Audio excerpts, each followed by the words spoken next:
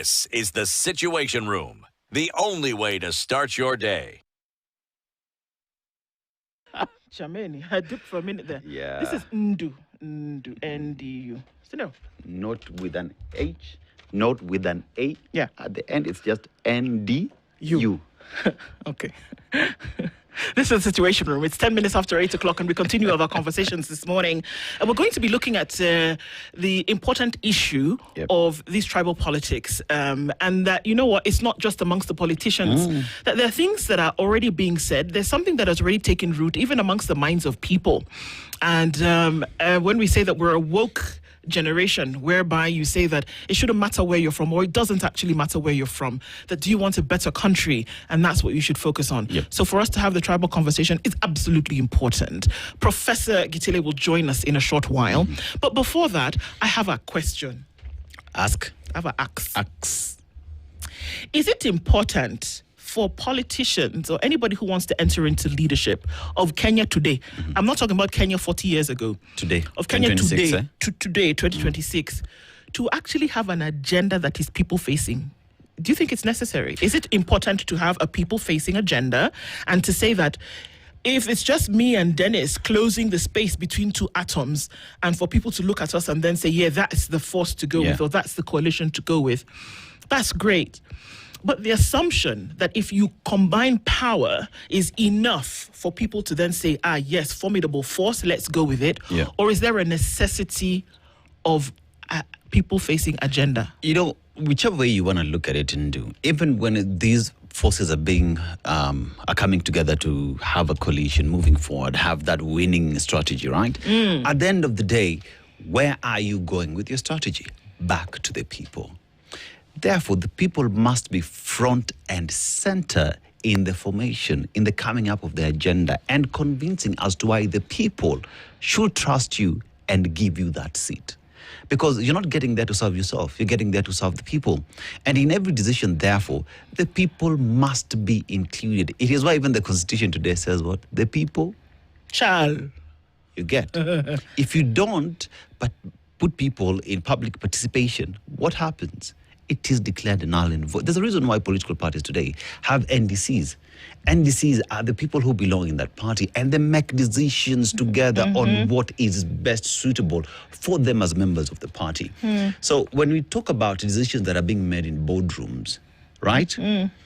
Without the voice of the people, without the voice of citizens who belong to those political parties, one asks the question, who exactly are you making these decisions for? You know what I mean?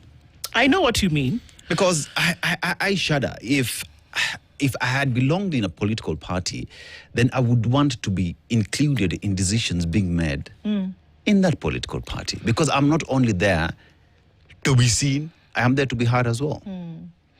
I think that we need to dissuade, or Kenyans need to dissuade the notion that their opinions and or their securities don't matter when it comes to the decisions that will be made as to who sits in positions of governance and leadership. Now, when there is a cacophony of voices and opinions, all you hear is noise. You don't hear the harmony, you don't hear the melody, you don't hear the unison. What you hear is noise, and people can hear it too.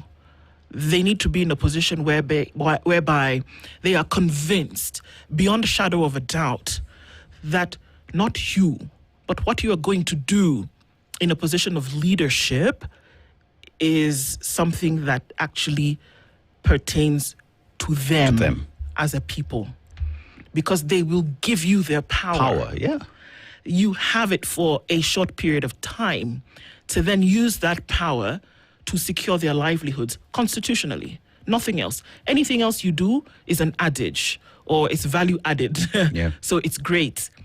But that they give you their power and they say, because all 50 million of us are not able to lead and or govern at the same time, you take that power and resource and you give it to a few people. We delegate them. Absolutely. Who will then do it in a manner that upholds the Constitution and also upholds the unwritten rules of integrity and authenticity. And even while at that then do, remember, as the citizens delegate their powers, donate them to you, at the end of the day, they will give it to you based off two things: agenda and trust. Because they give you that position in trust that you will deliver based off that which you told them you would do. Yep. Because no Kenyan today would wake up to just give you a vote because they have the vote. It's because they have listened to you. There is an agenda that you came up with, and they said, we trust that you will deliver based off what you've told us. And with that, with us knowing that, there is the back and forth engagement between wananchi and those who seek to be in position of governance and leadership, that people must be carried from the word go.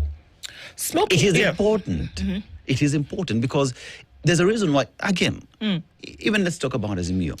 When did they last sit to have a delegates conference that would decide that we as Azimio, this is the person we are? If that does not exist, then you're speaking on behalf of who exactly? Because the people have not told you what it is they want. So it seems as though there is there's a house, and that everybody is in a different room. Yep. And that where the majority of the people are sitting waiting to be addressed, that the folks who are in the different rooms have decided that we don't need to actually address you. That it is the decisions that we will make in our rooms that will actually rule the day.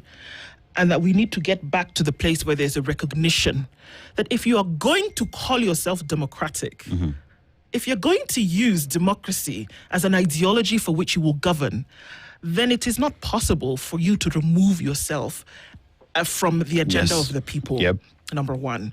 Number two, if there have been calls from a sitting government, it doesn't matter whether you're going to respect them or not, to even say, they cast aspersions as to your agenda. They don't know where you are, and guess what? The truth of the matter is that maybe it's spoken or unspoken, is that it may be said in jest or in acrimony, but the truth of the matter is that an agenda has to be made very clear. True. It has to be made abundantly clear that this is what you want to do. And so guess what? That's why when people like Jimmy Wanjigi comes and tells you we need to fix the economy, you will never fault him when he says, when you ask later, stand up to be counted for what did you stand for? You will never have to wonder. That's my agenda. Thank you. That's what you preach every day. You will never have to wonder what it is. When somebody else comes and tells you that for sure we're going to make sure that social justice is top of the agenda. Rule of law, Constitution says we will not promise you what we will do, but we will promise you one thing we will not do. You know that is what they're going to stand for. Even President William Ruto, before 2022, when we were sure that this was going to be an election on the economy, it was very clear that what did they say we wanted to do? Separate the dynasty from the who. And we're going to put money in the hands of the hustlers. Whether they did it or not is not the point. But there was an agenda. Do you understand? Is it necessary for people to know you who is coming to tell us that now suddenly out of the ashes the phoenix will rise and this is what we are going to do? And then you don't tell us what you're going to do for the people? It's so many business that we're talking about. It is. And I think as well, Kenyans, we've gotten to a point where we already know what it is we're dealing with. And we can't afford to remove ourselves from the politics of the day because it does affect us whether we like it or not. If we continue to sit and have these agenda be decided in boardrooms and we're not playing in these boardrooms for us to have our voices heard, then we're losing the point. So question is, what are we doing in our spaces, civil societies, having conversations on what, in my ward, this is what we want. In my constituency, this is what we want. In our county, these are our problems. As a country, these are things that must be done. These are the irreducible minimums that must be done within our small spaces. Start from the MCA level to the MP, to the woman rep, to the governor, all the way to the president. We have to be in these rooms when decisions that affect us are being made. Because clearly, they will not consult you. They will not come to you. It's true. And, one of the things two things that I actually see in our comments this morning, one that the Real SC has made most recently, that thinking about that, the hope is that people will vote on issues and not on these tribal regional conglomerations of whatever the case may be. And that the only way for you to see the importance of that is through these discourse that we have and to say, you know what, this is what the agenda looks like. But then something that Smokey MC Bandit has been saying for the last few weeks is that you cannot expect a change if you don't change the system. You have to change the system. You change the system, and one of the ways that you can do that unequivocally is change your leadership. True. Change your leadership, you change the system. You cannot expect that you're going to run clean water through old pipes. It is not going to work. That there needs to be, turn the thing on its axis, turn it upside down. People who've come out of the ashes, I don't know how many years, and dust themselves off and come and say that we want to actually lead the country. Yeah. We got a problem. We got a problem. Yes. So the power lies with the people. It does. Always remember. Okay, so we're getting into that conversation about tribal politics today and talking about the need to unite the nation so that you can vote, or not just vote, but so that you can come together on agenda and or issues. Joining us, and he'll tell us in a minute this morning what the issue might have been. Uniting the nation and political rhetoric and tribal politics. Professor Gitile Naituli is a former NCIC commissioner, and he joins us this morning. Prof, good morning. Morning. Are you okay? Yeah, very okay, except the jam on Langata Road today. I've never seen anything like that. It's quite something today, actually, from what we can see. Thank you for being here with us this morning. It's a pleasure. We're going to get into it really quickly because there seems to be a lot of... We talked about this, I believe it was on a conversation that we had on a particular public holiday with you. And we talked about the need to debunk this tribal issue. Whether we like it or not, it is still the subject of a lot of conversations moving forward. Everybody's talking about, well, this valley and the other, this mountain and the other, this water body and the other. The people of that must come together. While there may not be a problem with the people from a particular region coming together, the thought that you can pit one group of people against another people because of where they're from and not necessarily because of issues seems to be the problem. How do we then deal with it? First, the tribe, the negative, let's say, tribe is fantastic. There's nothing absolutely wrong with any Kenyan belonging to any tribe, because you must belong somewhere, because we also see it even in the US. The Americans behave whether they came from UK or whether they came from Germany and other, So this is okay, that is fine. But what we are talking about is negative ethnicity. That negative ethnicity is banned, and I think Kenyans will deal with it when we start having leaders who are competent. You see, it's incompetent people who reach out to thrive. It's corrupt people who reach out to thrive for protection. So they start making us fight one another. There is an analogy given about these white ants and black ants. They're in a bottle together, and they are living there very well until someone choke that in jar. When you check the jar, then they start fighting each other. They have not done anything wrong to one another, except the jar has been shaken. So what the political class does in this country, is just to shake the jar to make us fight one another. And then, of course, you have institutions now which are also completely useless in protecting us. You see, the NCIC Act has something called the vilification of a community is an offense under that act. So whenever either the president or his supporters go and they say Wale wa Kabila, you see, NCIC should act on that as already a violation of the law, because there is no such thing as an entire tribe being tribal. Do you understand? Yes. An individual within a community can be tribal, but the entire community cannot be tribal. So use of that global language amount to vilification of the community, and is an offense under the act. Now, the people you give responsibility to implement that act They don't do it. Prof, we find ourselves in a very difficult time as a country, because we put individuals in positions of authority to oversee how the resources are being managed. It pains me so much when I hear someone say, because we are in government, now development is coming to our region. Yes. We've trivialized even development to a point where if you are not here based off your tribe, you will not get development, or you will get development because you support perhaps the government of the day. And that right there is tribalism being peddled, but being hidden under development.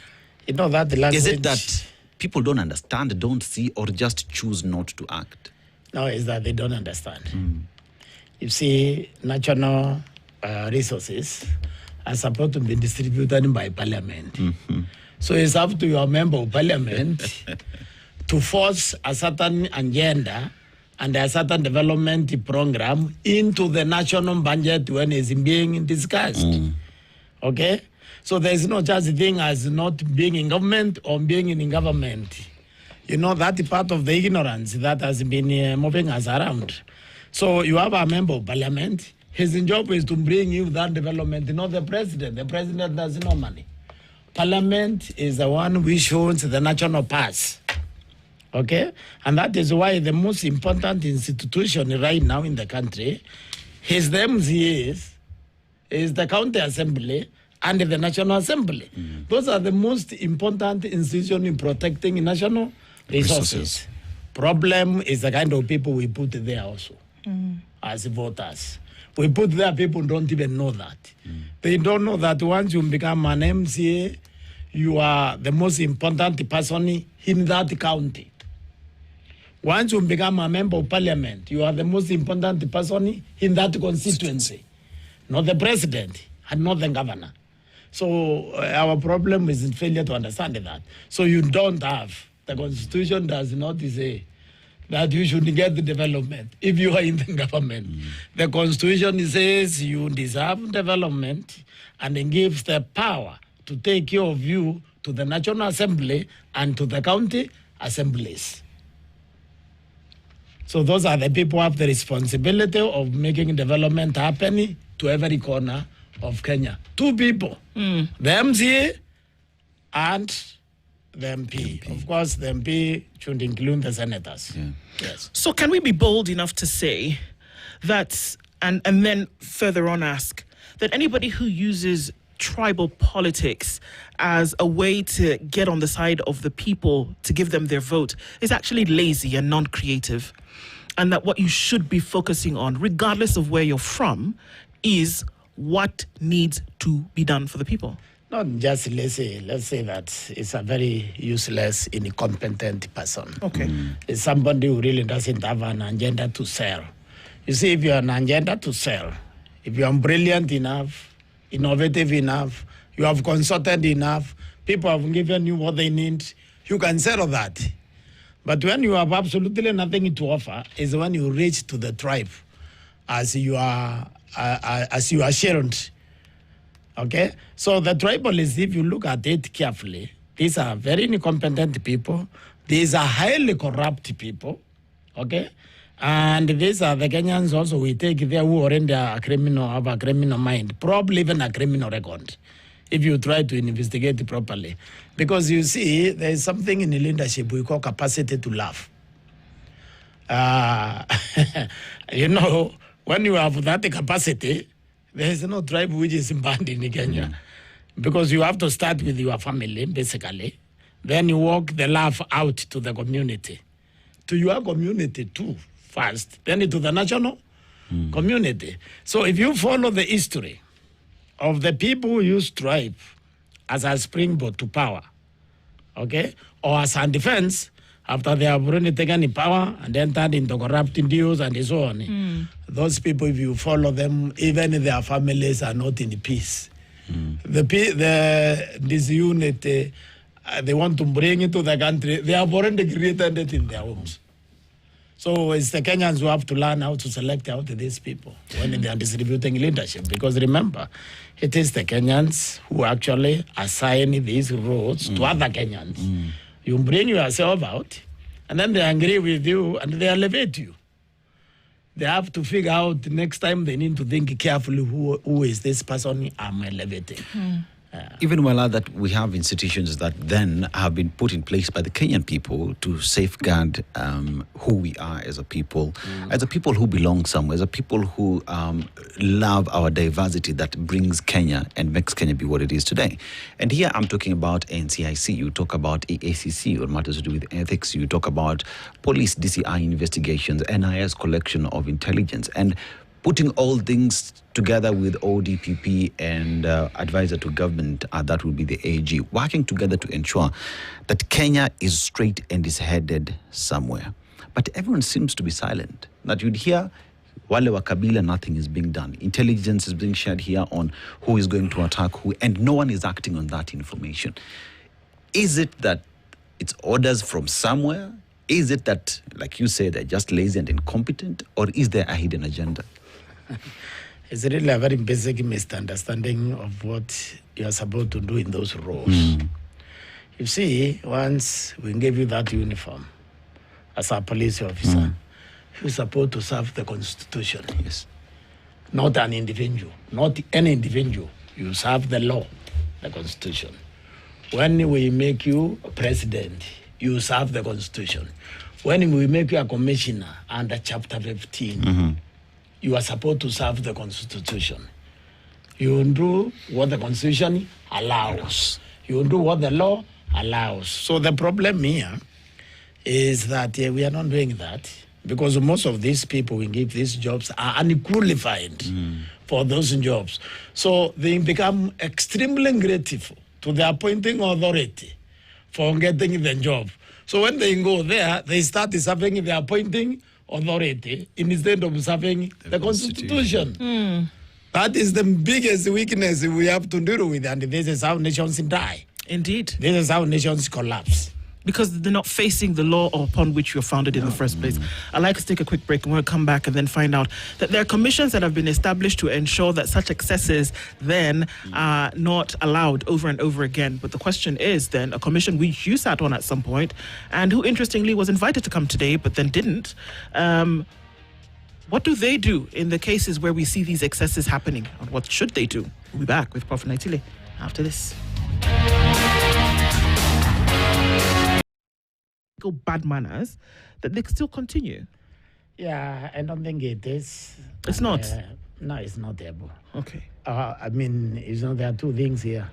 There is what we say that willing or unwilling, unable or unwilling to do it, even when you are able. The law gives them the power to intervene, but they are not using the power. Let me just give you a very live example. Look what has been happening in Olekalau. The law gives the electoral body, the IMBC, incredible power. Corruption, bribing voters is illegal. You can go to jail for it. What have you been seeing in that campaign? Distribution of mattresses, distribution of gas cylinders. Call it development. Open bribery. Okay? Yeah. Open bribery.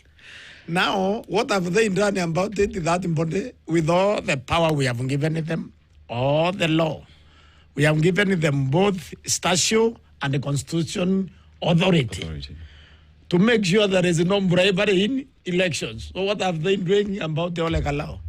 What did they do in Malaba? What did they do about Bere? So the same thing with the NCIC. NCIC, people have been spewing hatred. Some of them very openly, like for example, Mashimu Agaloma. He doesn't miss once when he's talking about the Kikuyus. He talks very openly, very negatively. I think even the other day, even Yundinga was somehow telling the Luos that the Kikuyus, I don't know, didn't vote for Raila or something like that. All of them, Raila got 1.4 million votes from the Kikuyus. So some of the pronouncements of people like that, like those, okay, or the NCIC has the power to summon them. It has the power to take them to court because they are vilifying a community, okay? anytime you talk negatively, unfairly about any community in Kenya, you are breaching the NCIC Act. So they are supposed to act. Have they acted? No. In fact, the other day I saw them summoning Wanjiko Mweya. It's like that. You can't summon Wanjiko Mweya if you are not summoning Nagaluma. You see, for you to enforce the law, you need to look impartial, completely fair. Okay? Totally. There can be nobody outside the law. And you cannot go after this person, not the other one. The society must see you as enforcing the law without fear or favor. We are not doing that. If, for example, MBC continues like this, like what I'm seeing happening there, the other day I even saw boats. Yes. So if you go allow that to continue openly like that, what kind of election are you going to have in 2027? You understand? But you see, the time will come when the Kenyans also need to start enforcing the law. Do you know the Kenyans can demand that the international community organize this election and remove those guys? Okay? You see, the Kenyans have delegated their power and Article 1 to two arms of government, to the executive in the county, in the counties, and to the executive in the national. They have also delegated, MBC act on delegated authority. The Kenyans can actually withdraw those authority if they realize the referee is taking them to war. They can decide to get the United Nations to conduct the election. So the Kenyans need to wake up and look at these institutions they have created which are not performing and start having strategies what to do with them. Because they are critical institutions. Like the IBC is absolutely critical because it's the custodian of the Kenyan sovereignty.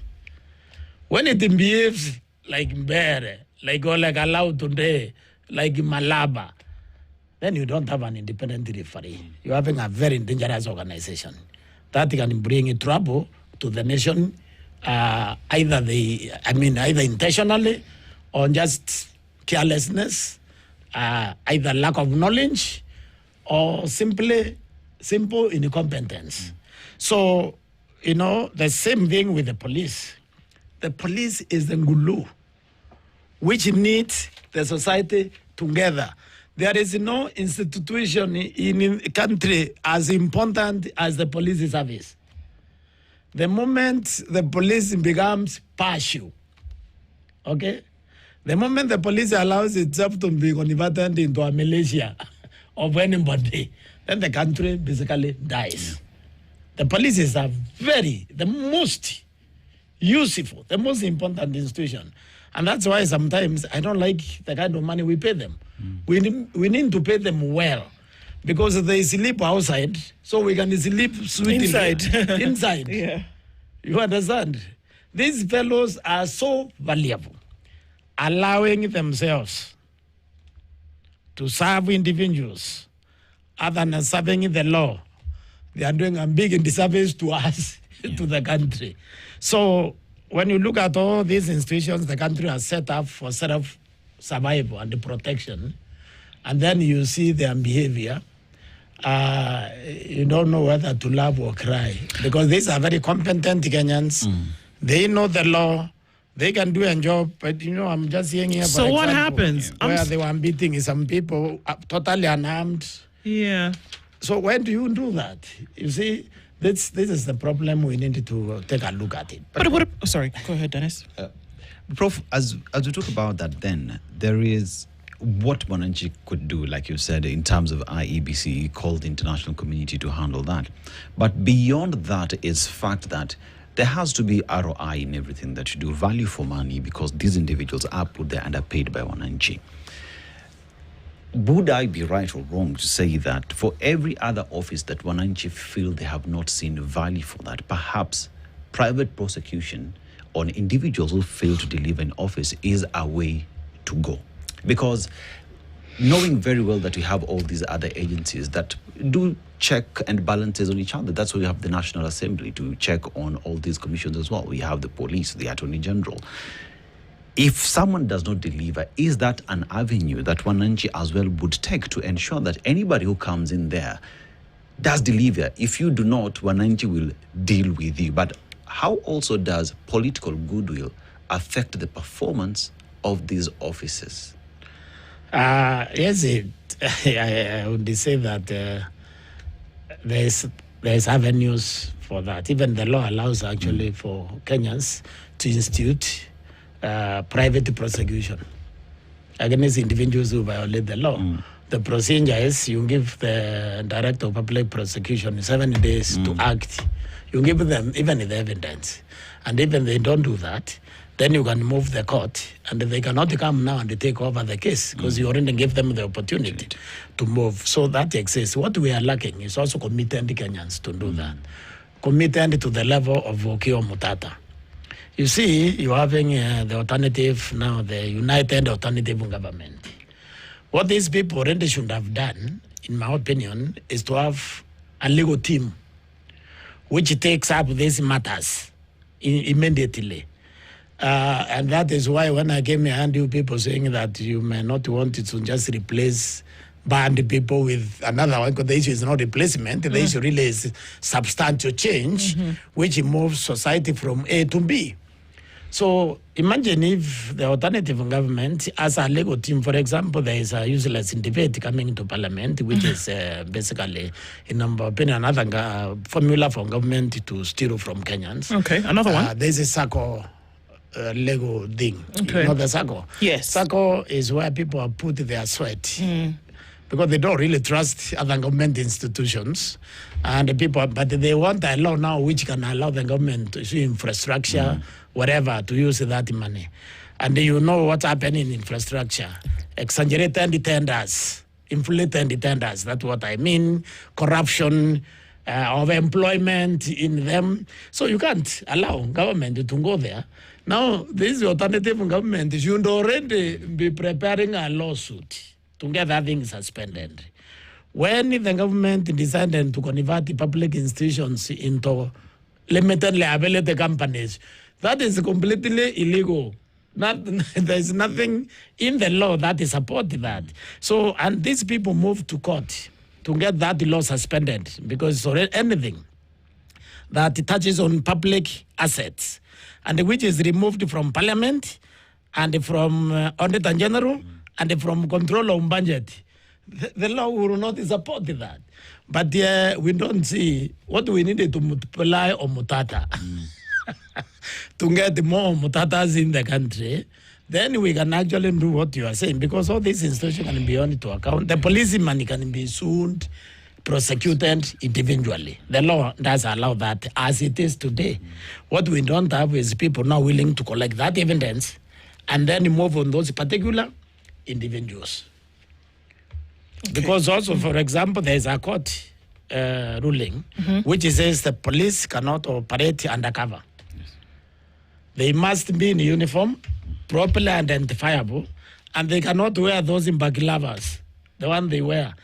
There has been some wearing bagilavas now. People should have already moved contempt charges against the Minister for Internal Security and against the Inspector General of Police already.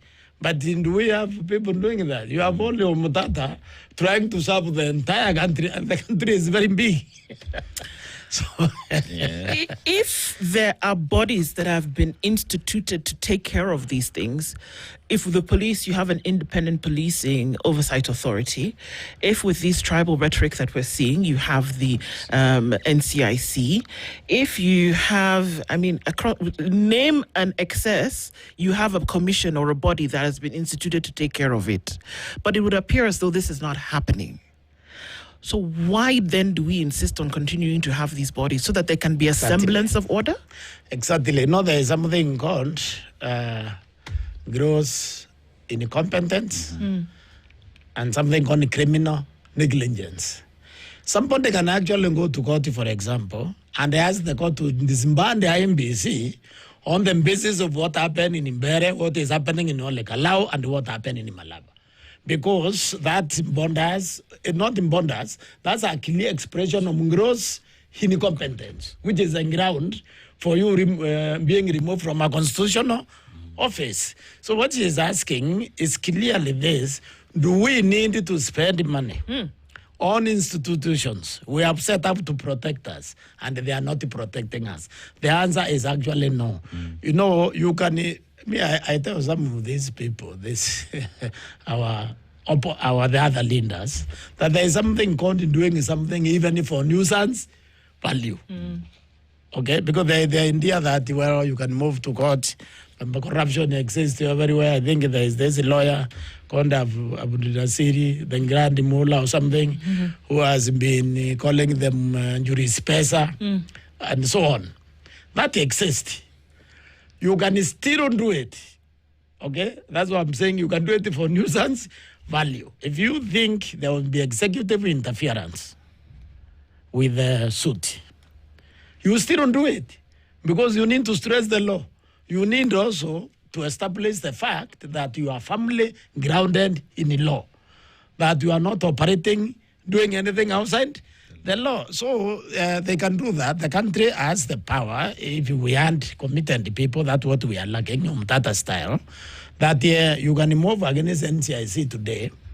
You can collect evidence of all these Kenyans who stand like this land, I think from Wajir says, even Nukura, if they are not in Abu Rofiro, I think there's another fellow from Western Kenya.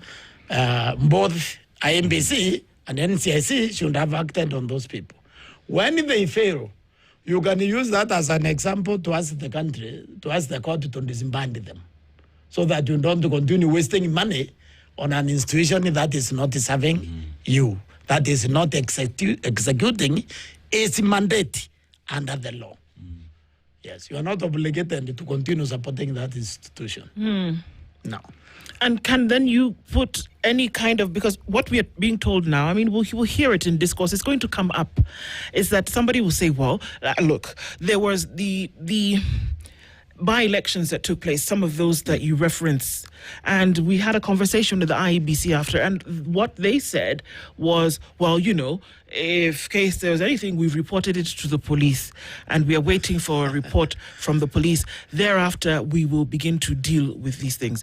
I don't know that since October 2025 until this moment, anything has been done. IEBC doesn't have to report anything to the police. Let me tell you what happens. When an electorate is declared, every police officer in that area serving under that becomes actually an official of IMBC. So they are the police. What they are doing is kicking the can down the stairs. That's why nothing has happened. Okay? The moment, for example, in Imbere, you saw those military-style vehicles, IMBC should have suspended that election immediately. Try to figure out who brought those vehicles, unless if they count for them themselves, because they have the power to suspend you from participating in the election. Okay? If you bring violence, if you not following the code of conduct, IMBC can actually bar you from participating in the election. So when they tell you they are reporting to the police, you just need to wonder which police, because themselves. Yes, because they take charge. Any electorate and declared security operations, they come under their control. That is the law. Prof, we therefore find ourselves in a position where the Constitution is seemingly a suggestion to a few. Majority of us Kenyans, people follow the law. People respect the Constitution. But there is a select few, the minority, who look at the Constitution as if it was a suggestion. You can't, when you talk about constitutionalism, one would say applies to those on the left, the others on the right. Look at the Constitution as a piece of paper and not the cardinal rule that controls each and every single aspect of our daily lives. What then must we as Wananchi, we as a country, do to say our cardinal rule and our law is the Constitution that we must abide to? Because when you talk about IEBC and the powers it has been given, it is through that document called the Constitution. The police, it is the Constitution. Everybody follows the Constitution. But when a select few choose not to, what must we do to fix that? Yeah, that is a very valid question right now and a difficult one. Because, you're saying something extremely important. There is nothing in that Constitution of Kenya 2010 which is a suggestion. Everything in that document is about to be obeyed to the letter. I don't know how many people listened to the Chief Justice the other day when he said that there is no way this country should allow 2,000 people, 2,000, to mess up the lives of 55 million Kenyans. Yes. I don't know how many heard that from the Chief Justice. We have allowed for too long for these 2,000 people, the political class, to decide which laws to obey and which laws to disregard, while we obey all of them. Because we are not holding them accountable during elections. Because the elections is when we should hold them accountable. We are also not holding them accountable in the process. You see, the building blocks of democracy is day by day. It's not at the election time. It is supposed to be sustained daily. We are supposed to watch your actions daily. We are supposed to judge you daily. But not necessarily waiting for the election. So we are not holding these 2,000 people accountable for their actions. This is why you look in that parliament, you have people who have murdered Kenyans. Okay? And those cases were just withdrawn. You remember that?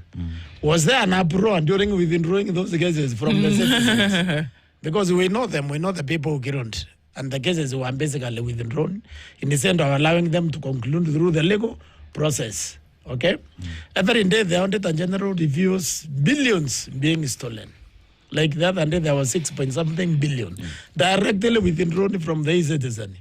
Was there an uproar by Kenyans?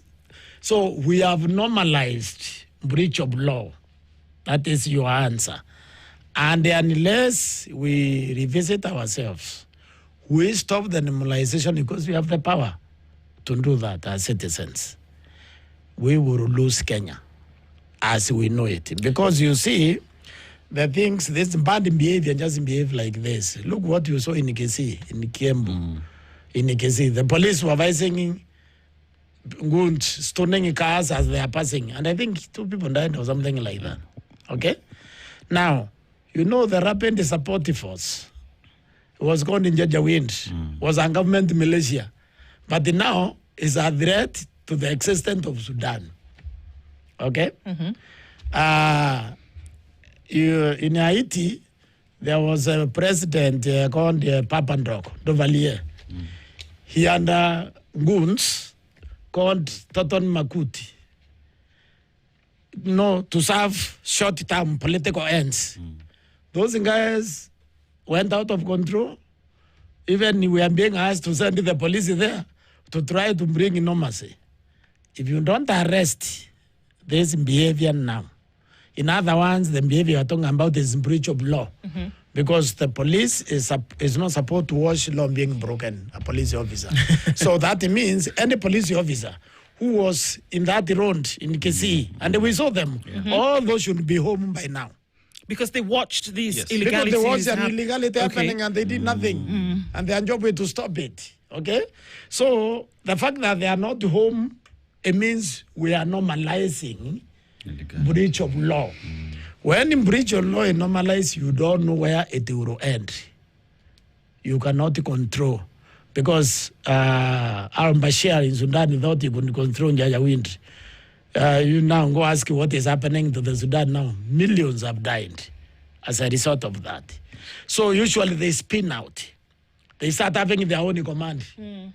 Okay? You start that thinking you can control them. They have their own command. You remember Mungiki here? How long it took us to control them? And during Kibaki time. Okay? So what we are saying here is there is nothing in the Constitution which is a suggestion. There is no court ruling, which is a suggestion. Once the court has issued an edict, once the court has issued a ruling or a judgment, it's supposed to be obeyed. If you disagree with it, you go to a superior court. That is why they can be reversed. But you don't ignore it. Okay? So they say, we want to build, a house in a forest in Meru. Somebody go to court. They ignore it and they continue cutting the trees. You say they want to bring Ebola or whatever, the Americans in Nanyuke. Somebody go to court and get the injection. They continue. They ignore. That is how you slowly kill a vibrant democracy. That's how you mess up a country. Who bails the cat, really quickly, Prof, to say, well, or is it, you talk about people can actually go and petition, people can go to court, people can say that some of these things cannot be done to set a precedent. Who bails the cat? Everybody at the same time, or is it left for a few people? Well, the citizens actually can do that, but also you need emergence of leaders with some courage and also enough creativity to propose options, solutions. Because it's not enough to complain. You have to be able to propose solutions. And that one right now seems to be lacking. Tall order. Which is very unfortunate. I think because you see proposing solutions, for example, is doing what Matatu is doing. You understand that? Yeah. For example, the elections has always been a problem because in Bomas, because the executive basically controls the NBC, and then when they come to Bomas, he's closed to the public. But Article 86 is about transparency in the electoral process. So the election is supposed to end in the constituency. Okay? But how many of these people want to be president are saying that what we do is wrong? Where the votes from polling stations are collated, that is the final place because the MC is there, the governor is there, the MP is there, the senator is there, but the public is also there because you don't need accreditation to go to the constituency tallying center as a citizen. Do you understand? So how many of these people are saying that? This is why I'm saying that we are lacking leadership who are able to generate options. Right. So you see a problem, then you generate a solution to that problem. Now we are not there, and I don't understand why. But we need to get there. Yes. And that to have the conversation where we're alive to that reality then is just as important. Professor Gitile Naituli has been here with us this morning. Thank you for joining us in the Situation Room. We hope that your journey back is not as tumultuous as the one here was. Looking forward to the next conversation with you, Professor Antisana. Good morning. 9 a.m. The latest news from this is the Situation Room, the only way to start your day. I am about 300